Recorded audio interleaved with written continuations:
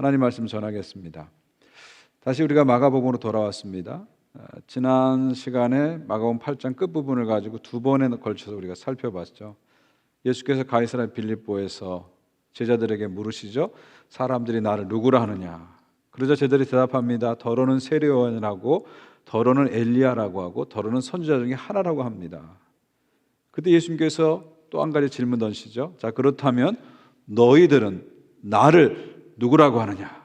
그때 베드로가 대답하죠. 주는 그리스도십니다. 주는 메시아입니다. 대답하죠. 이 말을 들으시고 예수님께서 말씀하십니다. 메시아인 나는 예루살렘 올라가서 고난을 받고 죽임을 당하고 3일 만에 다시 살아나리라 이야기하죠. 그러자 베드로가 예수님 붙잡고 이런 일이 일어나서는 안 됩니다. 거칠게 항의합니다. 그때 예수님께서 뭐라고 말씀하십니까? 사탄아 물러가라. 내가 하나님의 일을 생각지 않고 사람의 일만 생각하는도다 말씀하시죠. 예수께서 그리스도로서 십자가에 죽으시고 다시 사시는 것, 이것이 하나님의 일이라는 거예요. 하나님의 구원 계획이라는 거예요. 메시아는 반드시 죽으셔야만 되고 그래야 다시 살아나시고 그래야 다시 살아나셔야 메시아가 되신다. 구원을 완성하신다. 하나님 나라를 완성하신다. 이것이 하나님의 일이다 말씀하시죠. 이것을 거부하거나 이것을 인정하지 않거나 이것을 방해하는 것은 사탄의 일이다. 인간의 일이다 말씀하십니다. 이것이 이제 마지막 부분에서 우리가 살펴본 일이죠. 그러니까 베드로의 신앙 고백, 그리고 첫 번째 순환 예고, 요 일이 일어난 다음에 이제 오늘 우리가 살펴볼 변화산 사건이 이어서 일어나는 것입니다. 2절을 보세요. 엿새 후에 예수께서 베드로와 야고보와 요한을 데리시고 따로 높은 산에 올라가시더니 그들 앞에서 변형되사. 지금 예수님께서 야고보, 요한, 베드로를 데리시고 높은 산에 올라가서 변화되시는 그런 모습이 변화산 사건입니다. 근데 이게 언제 일어난다고요? 엿새 후에, 6일 후에 일어납니다. 6일 전에 무슨 일이 있었어요? 그리스도의 신앙 고백, 베드로의 신앙 고백, 그 다음에 첫 번째 순환 예고가 있었죠. 그 일이 일어난 다음에 6일이 지난 겁니다. 그 6일 후에 변화산 사건이 일어난 거예요. 변화산 사건과 앞에서 일어난 베드로의 신앙 고백, 첫 번째 순환 예고는 긴밀하게 연결되어 있습니다. 뒤에서 살펴보겠지만 이 변화산 사건은 앞에서 일어난 그리스도에 대한 신앙 고백과 첫 번째 순환 예고를 컨펌해 주는 거예요. 확증해 주시는 거다. 이런 관점을 가지고 변화산 사건을 보시면 됩니다. 자, 거기서 어떤 일이 일어났습니까? 그들 앞에서 변형되셨다. 예수님께서 변형되신 거예요. 제자들이 변화된 게 아니고요. 예수님이 변화되신 겁니다. 예수님이 변형되신 거예요. 한글 성경에서 변형됐다.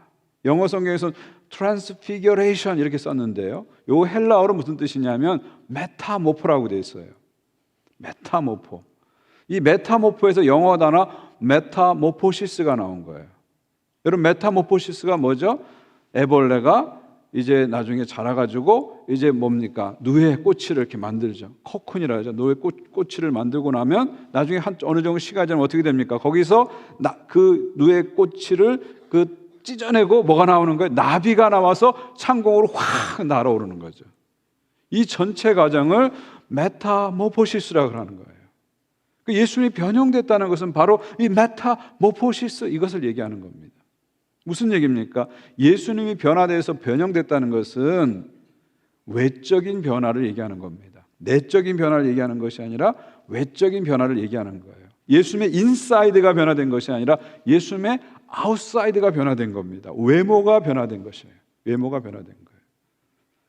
여러분 예수님의 내적인 본질은 언제나 변함없습니다. 그분은 하나님의 본체십니다. 하나님의 아들이십니다. 신성을 가지고 계신 분이에요.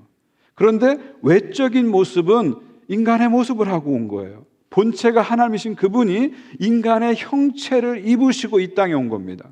지금까지 제자들은 겉모습의 예수님을 본 거예요. 내적인 신성의 영광을 보지 못하고 인간의 몸으로 입고 오신 겉모습의 예수님을 본 겁니다. 자기들처럼 함께 먹고 마시고 피곤해하고 또 때로는 화내시고 때로는 웃으시고 이 인간적인 모습을 본 겁니다.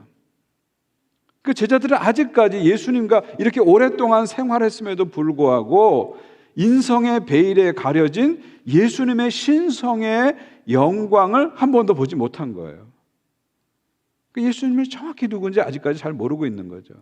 변화산 사건은 뭐냐면 그 인성의 베일이 벗겨지는 겁니다. 순간적으로, 일시적으로 그 베일이 벗겨지면서 예수님 안에 있는 신성의 영광, 하나님 되심이 드러나는 사건이 변화산 사건이에요. 마치 누에 꽃에 있던 그 벌레가 점점점 시간이 지나면서 누에 꽃을 찢어내고 나비가 돼서 확 날아오르듯이 인성의 베일이 쌓이신 예수님의 그 신성의 영광이 변화산에서 이 베일이 벗겨지면서, 베일이 찢어지면서 일시적으로, 순간적으로 예수님의 찬란한 영광이, 신성의 영광이, 하나님 되심이 드러난 사건이 변화산 사건이다, 이렇게 보시면 돼요. 그런데 이 변화산 사건은 완전한 예수님의 영광이 영구적으로 드러나는 것이 아니라 일시적으로 드러난 겁니다. 언제 완전히 드러나죠? 예수께서 십자가에 죽으시고 부활하실 때 완전한 영광이 드러나게 되죠. 예수님이 십자가에서 죽으시고 장사 지낸 바 되었다가 무덤에 들어가시잖아요. 그래서 예수님의 몸이 세마포로 이렇게 누에 꽃이처럼 쌓여지게 되는 겁니다. 3일이 지나서 그것이 다시 풀려지면서, 벗겨지면서 예수님이 영광스러운 몸으로 부활해서 신성의 영광, 하나님 되심이 드러나는 거죠. 그리고 예수님께서는 40일 동안 지상에 계시다가 영광스러운 몸으로 승천하시고 다시 이 땅에 장차 오셔서 영광스러운 몸으로 오셔서 새하늘과 새 땅을 이 땅 가운데 이루시는 것입니다. 그러니까 제자들은 이 변화산에서 일시적으로 보여진 예수님의 영광을 보았는데 이걸 다 이해하지 못한 거예요. 이거 완전히 다른 차원의 이야기이기 때문에 온전히 이해하지 못한 거예요. 십자가 부활을 경험한 다음에, 그것을 이해한 다음에서야 변화산 사건이 인성의 베일이 벗겨지면서 신성의 영광이 드러났다는 것을 그제서야 이해하는 거죠. 그래서 오늘 본문 다음에 9절을 보게 되면 예수님께서 산을 내려가면서 뭐라고 말씀하세요? 부활 때까지는 너희들이 경험한 거 아무에게도 얘기하지 말라, 이렇게 얘기하시죠. 그러니까 십자가 부활을 완전히 경험하기 전까지는 변화산 사건의 의미를 알 수 없다, 그런 얘기예요. 십자가 부활의 영광을 변화산에서 일시적으로 미리 맛본 것이다. 하늘의 영광, 하나님 나라 영광을 일시적으로 미리 맛본 것이다. 베일이 벗겨지면서 신성의 영광, 하나님의 영광, 하늘의 영광이 나타난 것이다. 이렇게 변화산 사건을 이해하시면 됩니다. 자, 구체적으로 어떤 일이 일어납니까? 제일 먼저 예수님의 얼굴이 변화되죠. 외모가 변형되십니다. 얼굴이 변화되십니다. 같은 사건을 묘사하고 있는 마태복음에서는 그들 앞에서 얼굴이 변형돼서 어떻게 됐다고요? 해같이 빛났다. 예수님의 얼굴이 해같이 빛나는 그런 얼굴로 바뀌셨다는 거예요. 찬란하게 예수님의 얼굴이 빛났다는 겁니다. 그리고 그 예수님의 빛나는 얼굴은 얼굴에만 멈추는 것이 아니라 온몸 가운데 이어져 가지고 온 몸에서 예수님의 속에 있는 그 신성의 영광이 그 옷을 뚫고서 나타나기 시작하는 거죠. 3절 보세요. 그 옷이 광채가 나며 신성의 영광이 옷을 뚫고서 비춰지기 시작하는 거예요. 세상에서 빨래하는 자가 그렇게 희귀할 수 없을 만큼 매우 쉬워졌더라. 어떤 세탁소에 갔어도 이렇게 빨 수가 없다는 거예요. 아무런 좋은 타이드, 세제를 다 집어넣어도 이렇게 빨 수 없을 정도로 완전한 흰색, 완전한 빛의 색깔로 예수님의 옷이 보여졌다는 거예요. 옷이 바뀌었다는 거, 옷이 비쳤다는 건 뭐예요? 그 몸이 완전한 신성의 영광으로 바뀌면서 그것이 밖으로 이렇게 뿜어져 나오게 되었다, 그런 말이죠. 그러니까 변화산 사건은 뭐예요? 예수님의 그 신성의 영광, 하나님 되심이 얼굴과 온몸을 통해서 나타나는 겁니다. 일시적으로 나타난 거예요. 순간적으로 강렬하게 나타난 겁니다. 그것을 미리 이제 맛보게 된 것이죠. 요한계시록을 보게 되면 1장에서 사도 요한이 부활하신 다음에 예수님의 모습을 보게 됩니다. 부활하시고 승천하신 예수님의 영광스러운 모습을 보게 됩니다. 요한계시록 1장 16절입니다. 그의 오른손에 7뼈이 있고 그의 입에는 좌우에 날선 검이 있고 그 얼굴이 해가 힘있게 비치는 것 같더라. 어떤 모습과 똑같아요? 변화산 모습과 똑같은 거죠. 그러니까 변화산에서 해같이 빛나는 예수님의 얼굴이 결국 요한계시록에서 해같이 빛나는 부활 승천의 예수님의 모습과 같다는 겁니다. 무슨 얘기예요? 변화산의 모습은 부활 승천 이후에 예수님의 영광을 미리 보여준 것이다, 미리 맛본 것이다 하는 것을 알 수 있죠. 그 현장에 있던 사람이 누굽니까? 베드로, 야고보, 요한이죠. 베드로는 그 현장에 있었습니다. 나중에 훗날에 그 현장에 있었던 얘기를 베드로가 베드로 후서에서 이렇게 말합니다. 우리 주 예수 그리스도의 능력과 강림하심을 너에게 알가한 것이 교무히 만든 이야기를 따른 것이 아니요 우리는 그의 크신 위엄을 친히 본 자라. 이 변화산 사건은 인간이 만들어낸 이야기가 아니라는 겁니다. 꾸며낸 이야기가 아니라 우리가 친히 목격한 사건이다, 그런 얘기죠. 17절 보십시오. 지극히 큰 영광 중에, 하늘의 그 영광 중에 이러한 소리가 그에게서 나기를 이는 내 사랑하는 아들이요 내 기뻐하는 자라 하실 때에 그가 하나님 아버지께 존귀와 영광을 받으셨느니라. 이 소리는 우리가 그와 함께 거룩한 산 변화산에서 있을 때 하늘로부터 난 것을 들은 것이니라. 무슨 얘기입니까? 베드로는 변화산에서 하늘의 영광을 보았고 하늘의 영광의 소리를 직접 들었다. 나는 그것을 목격했다. 예수 그리스도의 안에 있는 그 신성의 영광, 하나님 되심의 영광을 나는 직접 보았다. 이렇게 증언하고 있습니다.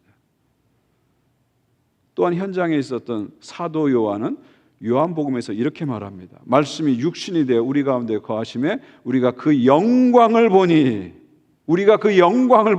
아버지의 독생자의 영광이요 은혜와 진리가 충만하더라. 변화산에서 예수 그리스도의 영광을 본 사도 요한, 십자가 부활을 통해서 예수 그리스도의 영광을 본 사도 요한이 증언합니다. 그분은 인간이 아니라 말씀이 육신이 되어서 하나님이 인간이 되어서 이 땅에 오신 분이시다. 그러므로 우리가 그의 영광을 보았다. 그 영광은 아버지의 독생자의 영광이다. 하나님의 아들의 영광이다. 증언하고 있는 것이죠. 이것이 바로 변화산 이야기의 핵심입니다. 인성의 베일이 벗겨지면서 예수 그리스도의 신성의 영광, 하나님 되심의 영광이 베드로에게, 야고보에게, 요한에게 찬란하게 비춰진 것이죠.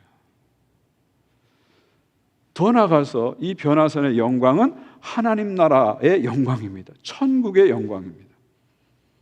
요한계시록에 보면 천국의 모습을 우리에게 이렇게 말하고 있습니다. 그의 얼굴을 보터요. 천국에 가면 하나님의 얼굴을 페이스 투 페이스로 얼굴과 얼굴로 보게 된다는 거죠. 그의 이름도 그들의 이마에 있으리라. 다시는 밤이 없겠고 등불과 햇빛이 쓸데없으니 이는 주 하나님이 그들에게 비치심이라. 그들이 세세토록 왕노릇하리로다. 하나님 나라, 완성된 하나님 나라 천국에서는 뭐가 필요 없다고요? 햇빛이 쓸데없다는 거예요. 이런 등불들이 더 이상 필요 없다는 것입니다. 왜요? 해같이 빛나는 주님의 얼굴이 그들을 비춰주기 때문에. 여러분, 우리 지상에서는요, 해가 없어지면 어떻게 됩니까? 깜깜한 밤이 됩니다. 여기는 등불을 다 한번 꺼보십시오. 여기가 깜깜해집니다. 그러나 천국에서는 햇볕이 필요 없어요. 등불도 필요 없어요. 등불이 꺼져도 햇빛이 사라져도 더 이상 깜깜해지지 않아요. 왜요? 해같이 빛나는 주님의 얼굴이 성도들과 온 세상을 비춰주기 때문이죠. 결국 무슨 얘기예요? 지금 야고보와 요한과 베드로가 변화산에서 본 영광은 하늘나라의 영광, 천국의 영광을 미리 맛본 거예요. 미리 맛본 거예요. 다시 말하면 이 변화산에서 보여진 이 영광은 십자가, 부활, 승천, 재림, 하나님 나라의 영광의 뭐예요? 예고편이다. 이렇게 보시면 됩니다. 우리가 주 예수 그리스도를 믿고 그분을 쫓아가면은 그 예수님의 이 영광이 우리 가운데 나타날 것을, 그 영광 속에 우리가 영원히 살게 될 것을 변화산은 우리에게 예고편처럼 미리 보여주는 거예요. 맛보기처럼 미리 보여주는 것입니다. 이것이 변화산 사건의 깊은 의미죠. 인성의 베일이 벗겨지면서 신성의 영광, 하나님 되심이 드러난 사건이다. 그런데 여러분, 더 놀라운 것은 변화산 사건은 여기서 그치지 않는다는 겁니다. 더 놀라운 일이 일어나죠. 4절 보세요. 이에 엘리야가 모세와 함께 그들에게 나타나 예수와 더불어 말하거늘. 예수님의 얼굴이 변화되고 외모가 변화되는 것도 놀랐지만 또다시 놀라운 사건이 또 나타납니다. 뭐예요? 엘리야와 모세가 나타나는 거예요. 수천 년 전에 사라진 엘리야와 모세가 예수님 앞에 나타나서 예수님과 이야기하기 시작하는 겁니다.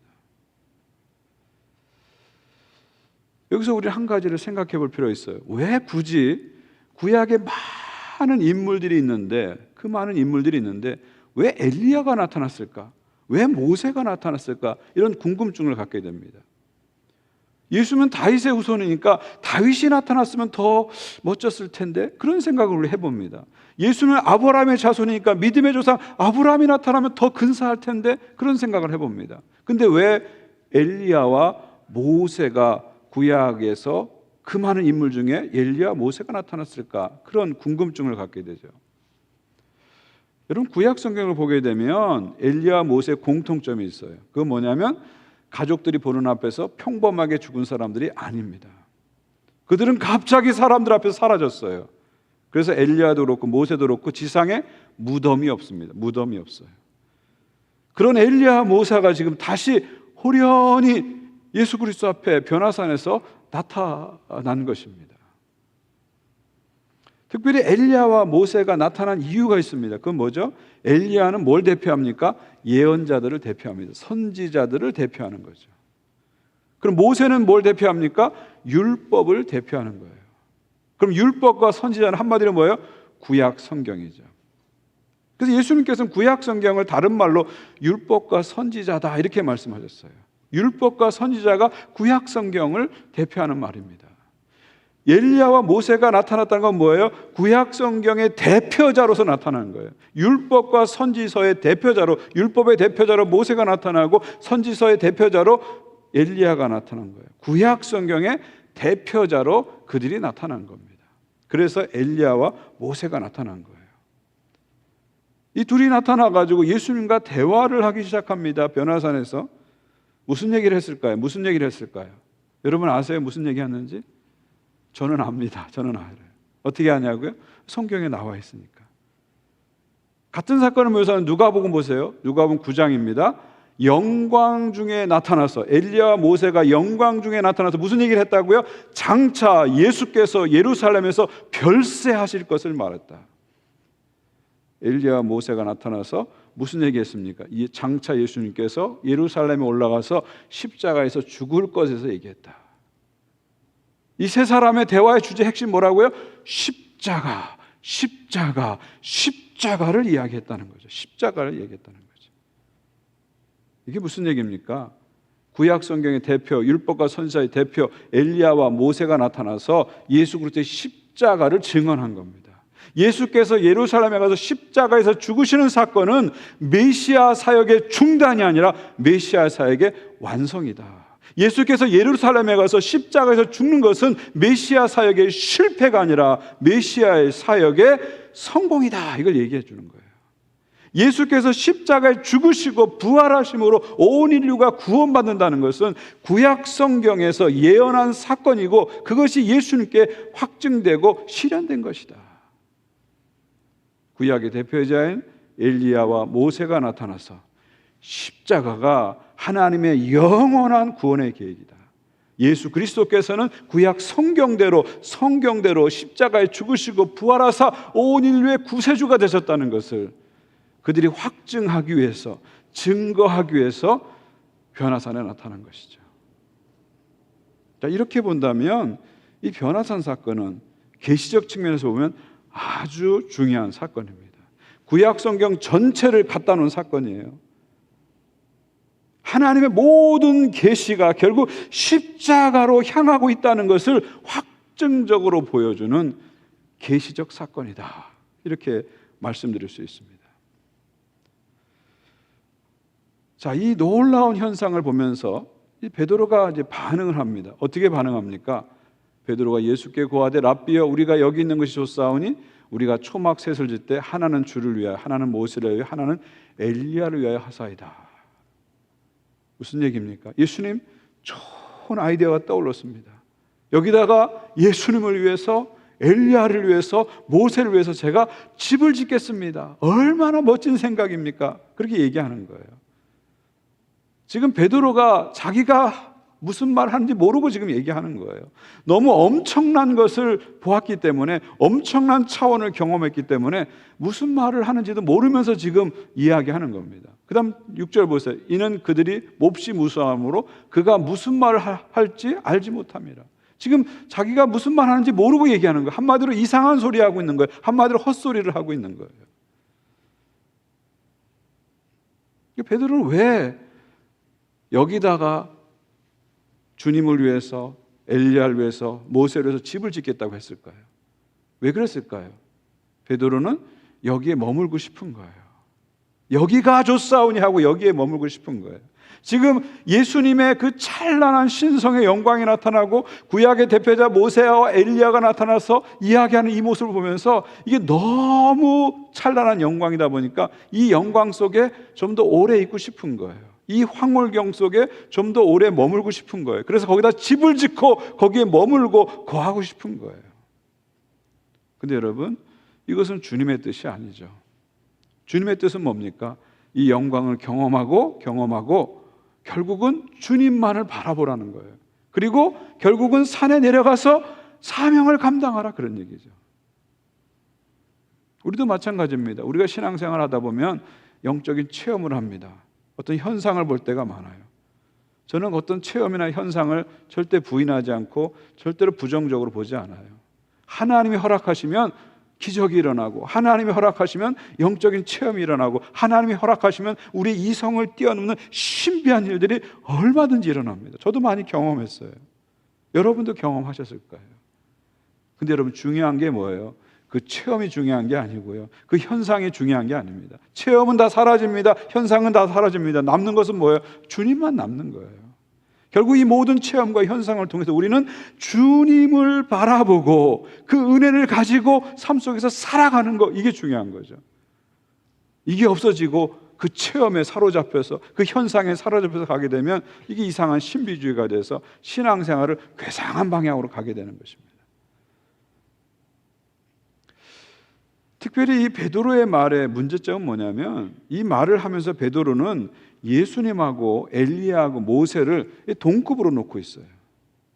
예수님을 모세와 엘리야 정도의 수준의 존재로 생각하고 있는 거예요. 그래서 내가 모세를 위해서, 엘리야를 위해서, 주님을 위해서 여기다가 신전을 짓겠다, 그런 얘기입니다. 신전을 짓겠다, 그런 얘기예요. 그런데 여러분, 우리가 분명히 알아야 될 것이 있습니다. 모세, 엘리야가 아무리 훌륭한 인간이라도 그 사람들은 인간입니다. 사람이에요. 예수님이 아무리 인간의 몸을 입고 이 땅에 오셨을지라도 그분은 하나님이세요. 하나님이세요. 모세와 엘리야와 예수님은 완전히 다른 존재입니다. 모세, 엘리야가 왜 지금 변화산에 나타났어요? 예수님을 증거하기 위해서 나타난 거예요. 예수께서 메시아인 걸 증거하기 위해서 나타난 거예요. 그분이 십자가의 죽으심으로 구세주가 될 것을 증언하기 위해서 나타나는 거예요. 다시 말하면 모세와 엘리야는 예수님을 가리키는 손가락에 불과한 겁니다. 그런데 베드로는 지금 손가락하고, 달을 가리키는 손가락하고 달하고를 동일시하는 오류를 범하고 있는 거예요. 예수님은 이 땅에 오신 하나님의 본체시잖아요. 인간하고 완전히 달라요. 아무리 훌륭한 인간도 예수님과 비교할 수가 없습니다. 여러분, 유대교도 예수님을 인정하는 거 아세요? 이슬람교 코란에도 예수님에 대해서 많은 분량을 소개하고 있는 거 아세요? 여러분, 유대교도 이슬람교도 예수님 다 인정합니다. 근데 그들은 어떻게 인정해요? 모세와 엘리야 같은 선지자 중에 한 명으로 인정하는 거예요. 그 이상은 아니라는 거예요. 하나님은 아니라는 거예요. 그냥 모세와 엘리야 같은 훌륭한 인간, 선지자로 인정하는 겁니다. 만약 여러분이 예수를 믿으면서도 교회를 그렇게 오래 다녔음에도 불구하고 예수님을 그냥 하나의 훌륭한 인간으로 아직도 생각하고 있다면 여러분은 아직도 유대교 수준으로 예수 믿는 거예요. 이슬람교 수준으로 예수 믿는 거예요. 분명히 아시기 바랍니다. 예수님은 이 땅에 오신 하나님의 본체십니다. 아무리 훌륭한 인간도 인간에 불과합니다. 예수님이 아무리 인간의 몸을 입고 이 땅에 오셨을지라도 그분의 신성의 영광은 부인될 수 없는 거예요. 훼손되지 않는 거예요. 그 변화산에서, 그래서 그 영광이 일시적으로 감출 수 없는 그 영광이 베일이 벗겨지면서 나타난 겁니다. 외적인 모습을 보고 예수님을 판단하지 말고 그 안에 있는 예수님의 본질, 하나님의 영광을 우리는 항상 바라봐야 됩니다. 자, 이제 이 모든 것을 이제 정리하는, 한마디로 정리하는 하늘의 음성이 들립니다. 이제 전체 변화산 사건을 정리해주는 결론입니다.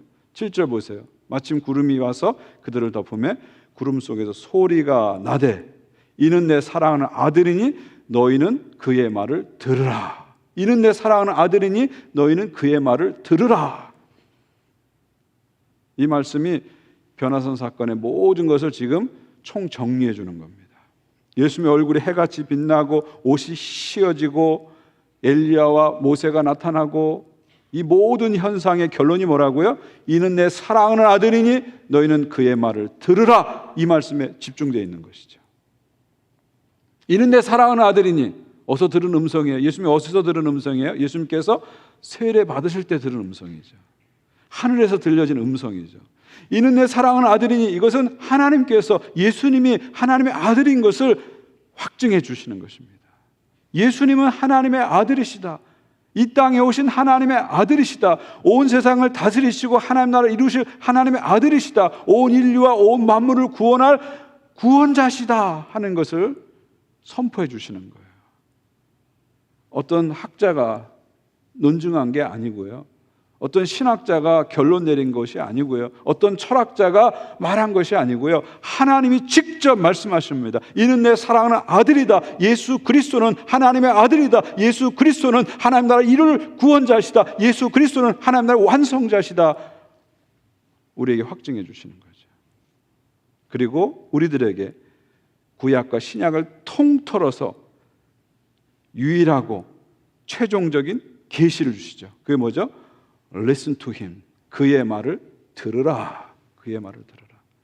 그의 말을 들으라. 이게 최종적인 계시입니다. 지금까지는 모세의 말을 들었잖아요. 율법의 말을 듣고 하나님께 나왔잖아요. 지금까지는 엘리야의 말을 들었잖아요. 선지서의 말을 듣고 하나님께 나왔잖아요. 이제는 최종적으로 그의 말을 들으라. 사랑하는 아들의 말을 들으라. Listen to him. 이것이 최종적인 계시입니다. 인간이 어떻게 구원받을 수 있을까요? 죄인인 인간이 어떻게 구원받을 수 있을까요? Listen to him. 하나님의 아들을 믿고 그의 말을 들을 때 구원받은 겁니다. 우리가 이 험난한 세상을 어떻게 살아갈 수 있을까요? 이 변화무쌍한 세상을 어떻게 살아갈 수 있을까요? 한 치 앞도 내다볼 수 없는 이 세상을 어떻게 살아갈 수 있을까요? Listen to him. 그의 말을 들으라. 예수 그리스도를 믿고 따라갈 때 우리 이 세상을 살아갈 수 있는 것이죠. 그의 말을 들으라. 최종적인 계시가 변화산에서 선포된 거예요.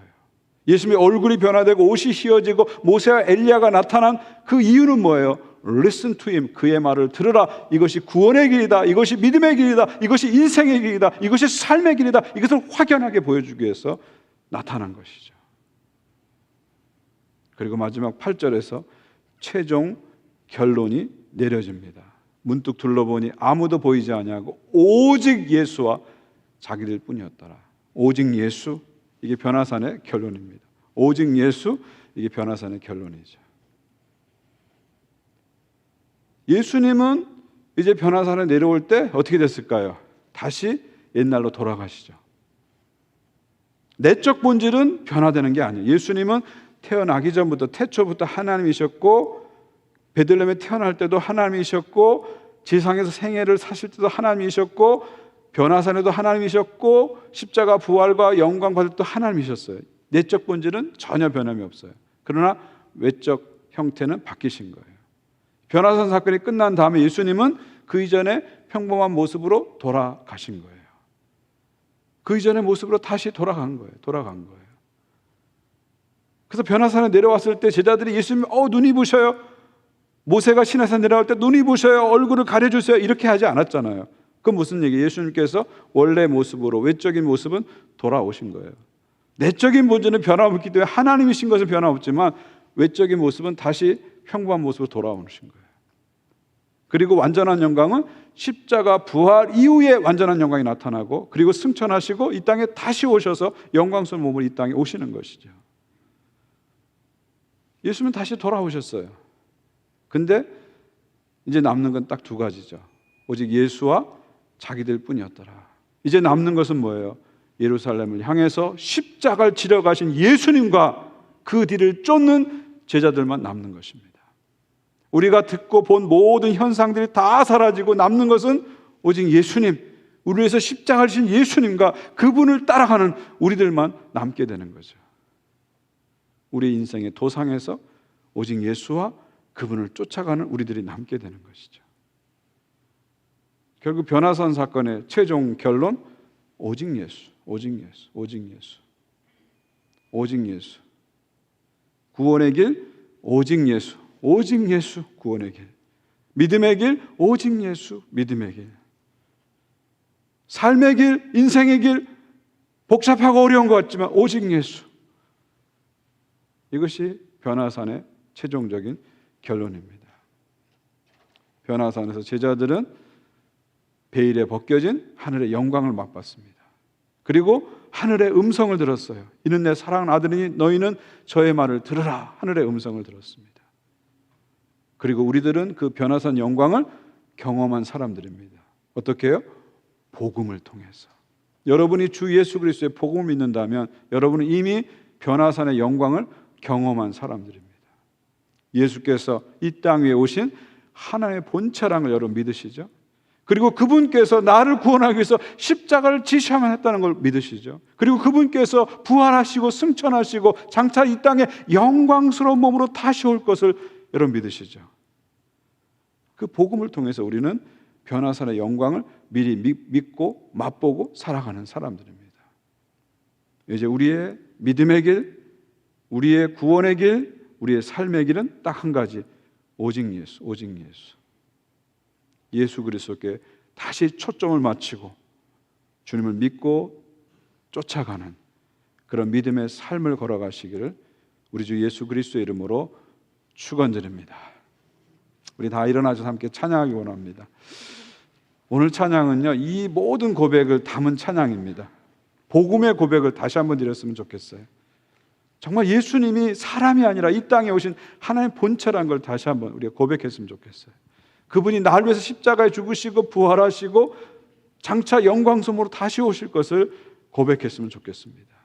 이 고백을 다시 한번 드리면서 나의 앞으로의 삶의 길을 오직 예수, 오직 예수, 예수님께 온전한 초점을 맞추면서 믿음의 길을 끝까지 걸어가겠습니다. 그런 고백을 담아서 우리 함께 찬양하겠습니다.